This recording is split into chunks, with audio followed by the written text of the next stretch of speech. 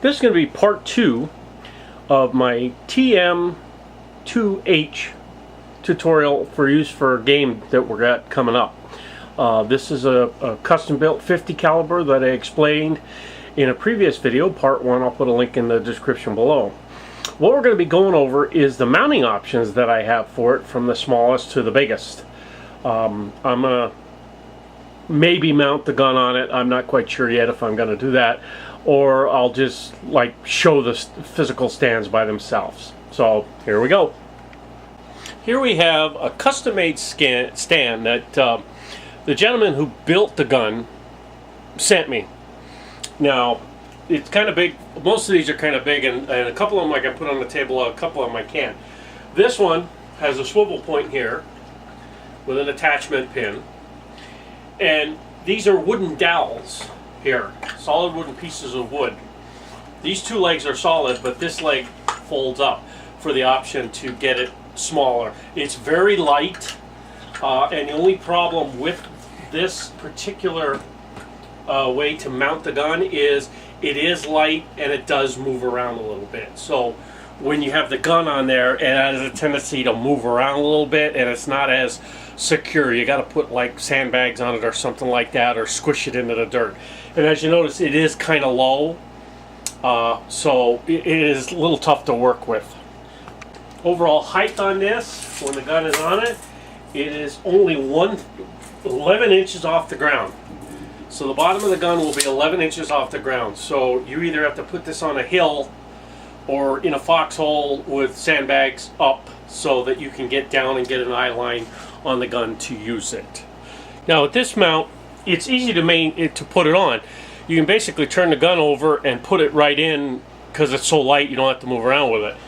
It's just barely fitting on the table, so I'll try to show what it does. This has this sloping plate in the back here, which would hold the gun at this position, but you do have the ability to go quite a bit forward, almost to the ground.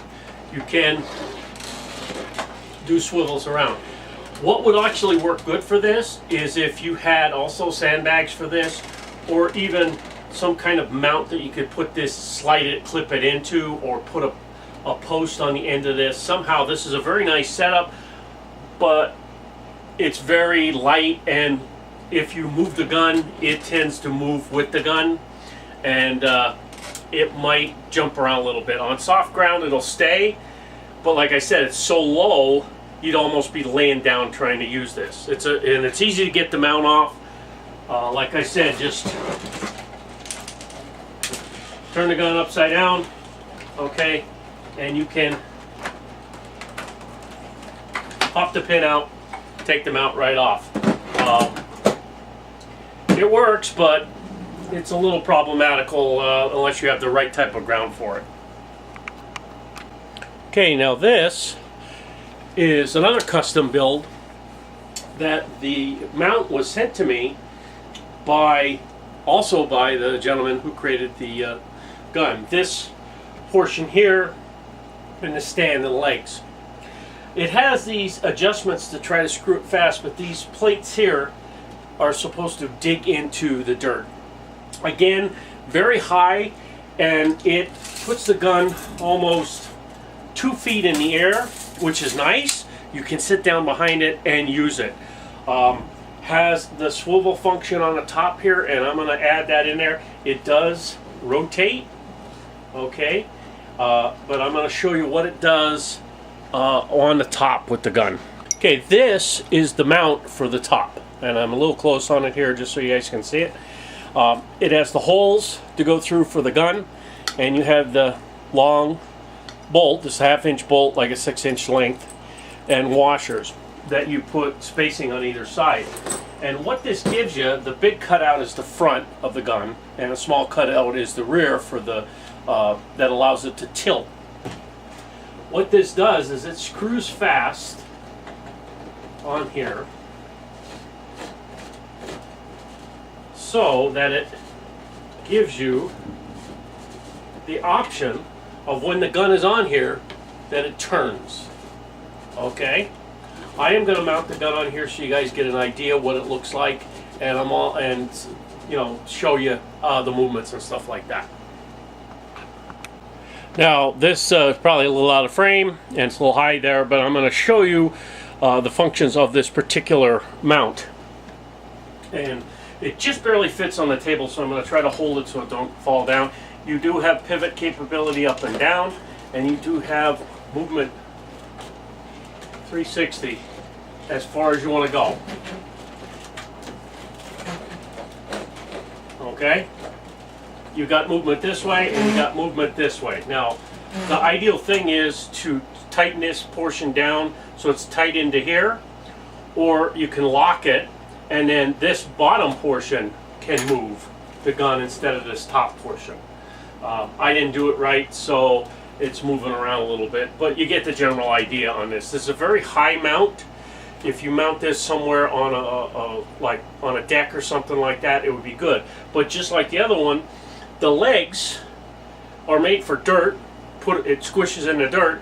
The problem being that it still would move around. It's kind of high. The center of gravity gets a little high, and it would move. So you would have to put some kind of sandbags or something else on top of that.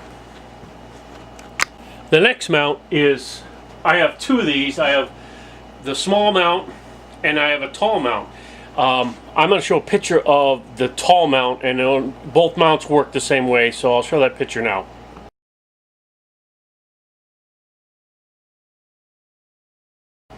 What you have here is, like the high tripod mount, you're still using this portion here, but this would be screwed fast to somewhere, and then this part would turn back and forth with the gun.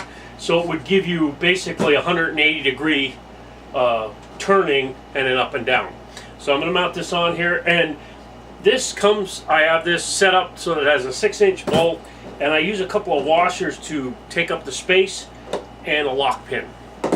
That's what I was using on the high mount, and that's what I use on the other two mounts as well. And just like the pre-made tripod that I got from the original builder of the gun, this is also only 11 inches off the ground, so it is made for a higher shelf platform to be used off of. Okay, this functions the same on the high standing mount as well as this low standing mount. You screw this portion on the bottom fast into a wooden framework or whatever you have, a platform, and it gives you a 180 degree turn and up and down. So you're able to turn it and maintain it and up and down. This is nice if you have like a shelf or a high like level shelf like over a wall. You could mount this on so it's just sticking over the wall, or if you had a stand, you could actually put it in the corner of like a window or something like this to shoot out over the window. The stand is 4 foot high, plus this particular piece on top here gets it out most of my windows to be able to shoot and mount fast. The big thing is that you have to have at least 4 screws in the bottom plate. There is enough room for 2, 4, 6, 8 screws in here. You do not need to put 8 in. I've taken this to our area in the back where I mount this in the tower and on the M59, which is 4 screws. In one spot I only mount 2 screws and they're on either end, and the thing has never moved. But you do have to screw it fast so that it can move back and forth. Okay, and like I said, you only have a 180 degree field of view. When it's on the tank, I can shoot 180 degrees because I can turn into the tank that much. In the tower, maybe it's a little less than that, maybe like 90 degrees. So the only difference between this mount and the tall mount is the height. Okay, very cheap mount to put on here, and it is the same top that works on all 3 sections of the mount: the top, the tall tripod, the short one, and the high mount. Now this I can show, but we can't mount the gun on it yet. This is a real steel tripod. It's made for a 50 caliber, has the pintle that rotates. I don't have it locked in place now, and the arms display out. Let me do that for you. Front one, okay, locks in place. The rear ones can lock in place as well. It has this little lever right here to lock it in place. But this will not fit on the table, of course, but you get an idea what it is. And this particular model, I'm putting it down on the floor so I can get an idea here. Looking for a tape.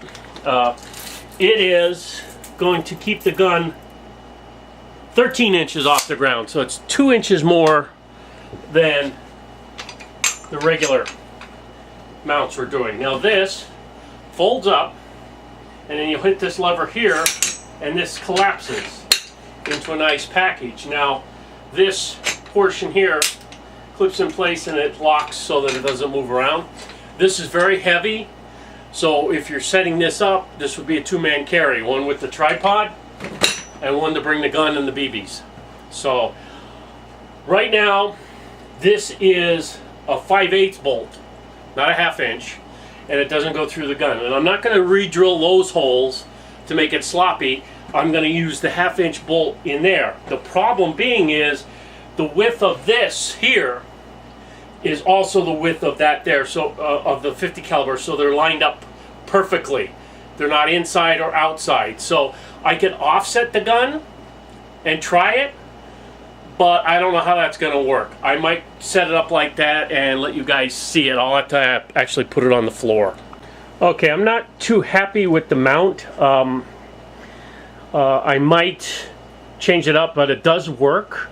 I have the quick attach pin you can see right here, and I'm going to go over and frame here. The very heavy, and it does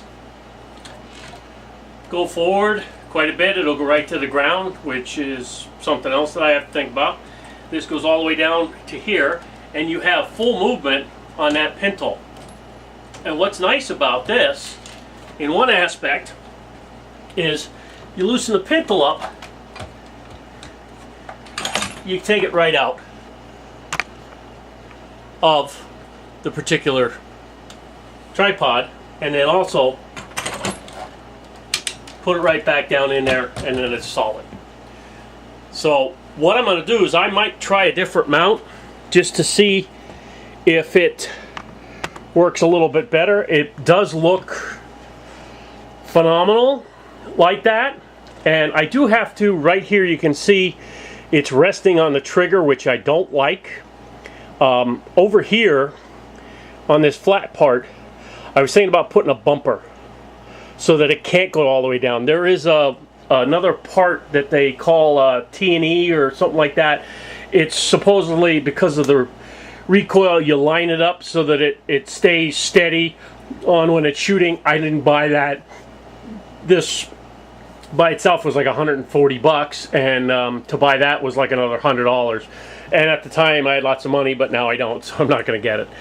So I might put some kind of block right here to stop that from bounding down into the trigger assembly and maybe breaking it. This, in my opinion, is the way to go with this.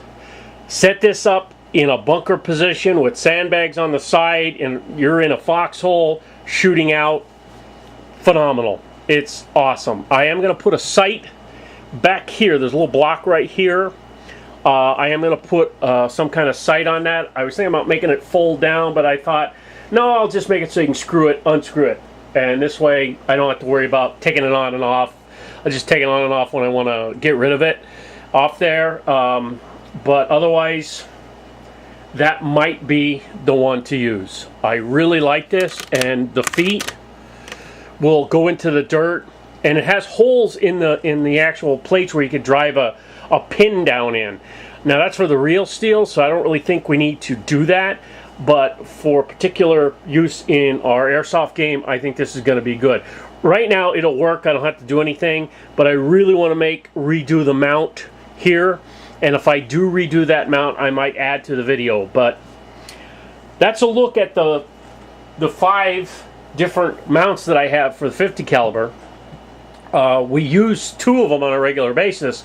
This will be the first time that we use the full tripod at a game with this particular gun.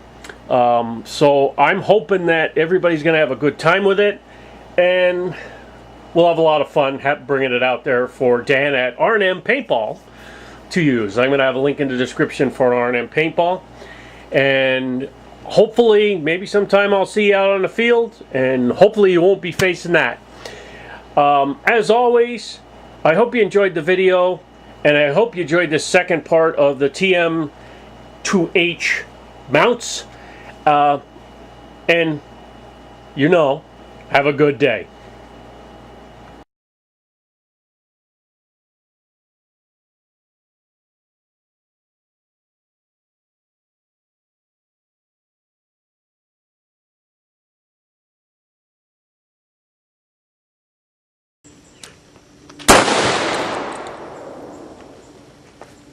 Wow.